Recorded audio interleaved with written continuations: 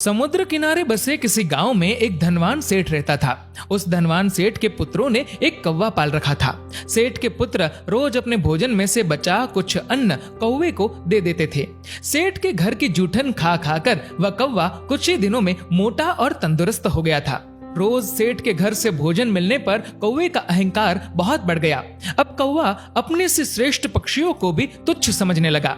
अब आए दिन कौवा अपने से श्रेष्ठ पक्षियों का अपमान करने लगा। एक दिन समुद्र किनारे हंसों का जोड़ा उड़ता हुआ आया और एक पेड़ पर जाकर बैठ गया। हंसों का जोड़ा बहुत खूबसूरत था। हंसों की खूबसूरती देख सेठ के पुत्र हंसों की तारीफ करने लगे।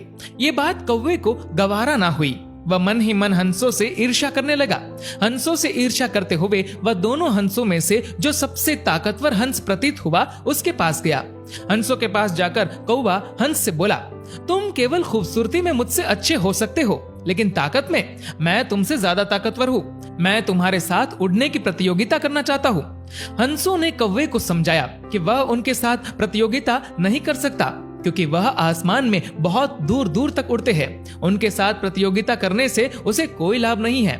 वह उनके साथ प्रतियोगिता करके अपनी जान जोखिम में न डाले। हंस की बात सुनकर कौवा गर्व से बोला, मैंने उड़ने की कई सारी कलाएं सीखी है। अपनी सीखी प्रत्येक कला से मैं लगभग 100 योजन ताल उड़ान भर सकता हूँ। तुम मेरी नहीं अपनी चिंता करो। क्या तुम मेरी बराबरी कर पाओगे? हंस कौवे की बात सुनकर मुस्कुराया और बोला, मित्र, हो सकता है कि तुम उड़ने की कई सारी कलाएं जानते होंगे, लेकिन मैं तो सिर्फ एक कला जानता हूँ जिससे सभी पक्षी उड़ते हैं। मैं उसी कला से उड़ान भरूंगा। हंस की बात सुनकर कौवे का अभिमान और बढ़ गया। वह बोला, हंस, तुमने जीवन में उड़ने की ज्यादा कलाएं नहीं सीखी है, इसलिए मैं तुम्हें आसानी से हरा दूंगा। अब तुम अपनी हार देखने के लिए तैयार हो जाओ। उनकी बातें सुनकर कई पक्षी इस प्रतियोगिता को देखने के लिए वहां जमा हो गए। सभी पक्षियों के सामने हंस और कौवा दोनों समुद्र की ओर उड़े। पक्षियों को देखकर कौवा कई तरह की कलाबाजियां दिखाता हुआ आसमान में उड़ने लगा और देखते ही देखते हंस से आगे निकल गया। हंस अभी भी हमेशा की तरह अपनी सामान्य गति से ही उड़ रहा था। ये देखकर वहां उपस्थित कई सारे कौवे प्रसन्नता व्यक्त करने लगे। कुछ ही देर में कौवे के पंख थकने लगे। वह विश्राम करने के लिए अपने आसपास पेड़ की डालियों को खोजने लगा, लेकिन विशाल समुद्र में वह काफी आगे निकल आया था। उसे अपने आसपास सिर्फ पानी ही पानी नजर आ रहा था। इतने समय में हंस उड़ता हुआ कौवे से आगे निकल गया। कौवे की गति काफी धीमी हो गई थी। थकान के कारण अब उसके पंखों ने भी जवाब देना शुरू कर दिया था।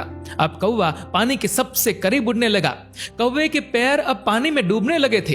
कौवे को डूबता देख हंस कौवे के करीब आया और बोला, मित्र, तुम्हारे पैर और पंख बार बार पानी में डूब रहे हैं। ये तुम्हारी कौन सी कला है?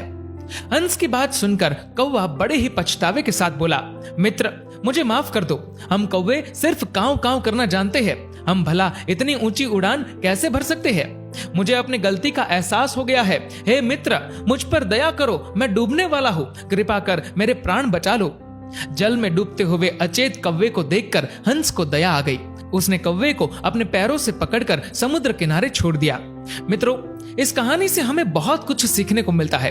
कहानी में कौवे के कांव कांव से भाव किसी ऐसे व्यक्ति से है जो हमेशा दूसरों में कमियां खोजता रहता है। खूबी और खामी दोनों ही होती है हर इंसान में। जो तराशता है उसे खूबी नजर आती है और जो तलाशता है उसे खामी नजर आती है।